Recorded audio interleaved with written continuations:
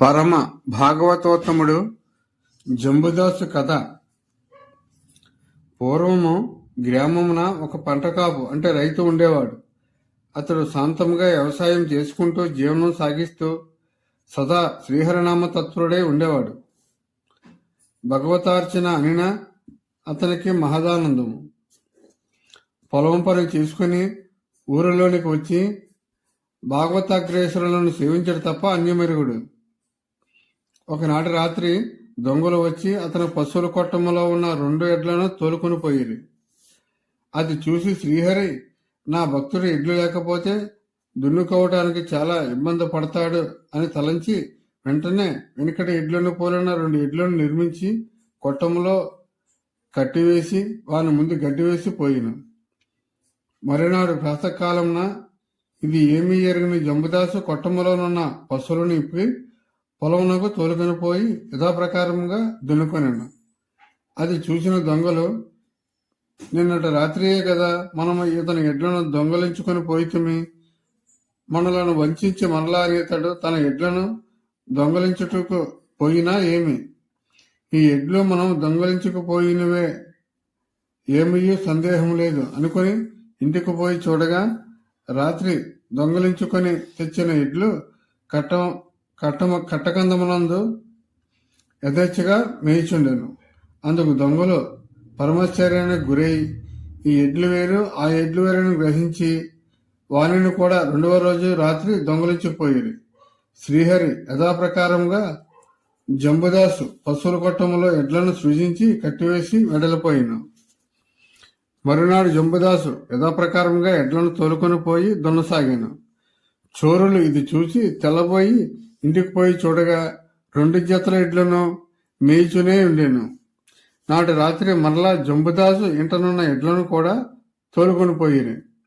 ఇట్లు ఎన్నో మార్లు చేసినను జంబుదాసు పశువుల కొట్టంలో 2 ఎడ్లు ఉండటాన్ని గమనించి దొంగలకు ఏమీ అర్థము కాక చాలాసేపు ఆలోచించి జంబుదాసు శ్రీహరి స్మరణ చేయుట చూసి ఇది వేషమని మనం తలంచితమే, కాని శ్రీహరి అతనికి ప్రత్యక్ష దైవమని తెలుస్తున్నది. శ్రీహరి కాకుండా ఇలా జరిగి ఉండదు అని నిశ్చయించుకొని దొంగలు జంబుదాస్ ఇంటికి పోయి అతని పాదముల మీద పడి జరిగిన వృత్తాంతమంతా చెప్పి క్షమాపణను ప్రార్థించారు. వారి మాటలు విని జంబుదాసు కొంత ఆశ్చర్యానికి లోనే తొదకు, శ్రీహరి, గోపాలకృష్ణ, నా నిమిత్తము ఎంతో శ్రమనందుతివి, నా భక్తుని మీద అనుగ్రహము వలన ప్రతిదినము పశువుల కొట్టములో జొచ్చి ఎంత బాధపడుతావో గదా ముకుంద మొరమర్దన. నా కొట్టంలో ఎప్పటికప్పుడు క్రొత్త పశువులను నిర్మించుటకు దొంగల మీద అనుగ్రహం కూడా కారణం గదా. అయినచో వారికి చౌరి బుద్ధినే లేకుండా చేయక ఏలా వారికి దోహదమనరించితివి. నీ మాయలు ఎవరికి ఎరిక, నిన్ను తెలియనెవరికి సఖ్యము అని అనేక విధముల శ్రీహరి గుణకీర్తనము చేయసాగాను.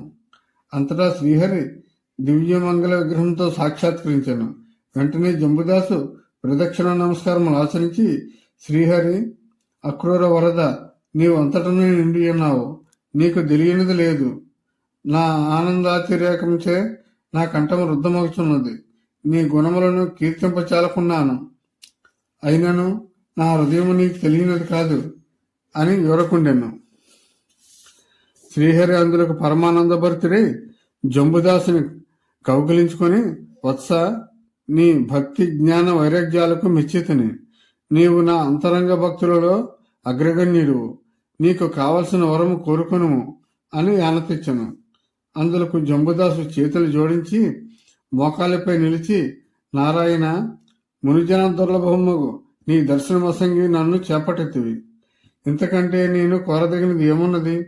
అయినను నీ విశ్వరూపము సర్వావస్థలయందును నా చూపులకు లక్ష్యమై ఉండినట్లు అనుగ్రహింపుము అని ప్రార్థించను. భగవంతుడు వల్లే అని దీవించి అంతర్ధానమయ్యను. ఇదంతయు చూచుచున్న దొంగలు తటాలన జంబుదాసు పాదములపై పడి మమ్మ రక్షింపవలేని ప్రాధేయపడింది. జంబుదాసు వారిని ఆదరముగా లేవనెత్తి తత్వం నెరింగించి శ్రీకృష్ణ మంత్రమును ఉపదేశించి పూజా విధానమును తెలియజేసి పంపివేశాను. వారు తరచూ వచ్చి పురిదర్శనం చేసుకుని పోచుండేది. జంబుదాసు దొంగలను కూడా బ్రతుకున్నంత కాలము త్రికరణ శుద్ధిగా భగవంతుని అర్చించి అవసాన కాలంలో శ్రీహరి సాయుధ్యం నందిరి. ఇది కృష్ణ కర్ణామృతం అనే గ్రంథం నుండి సేకరించబడింది.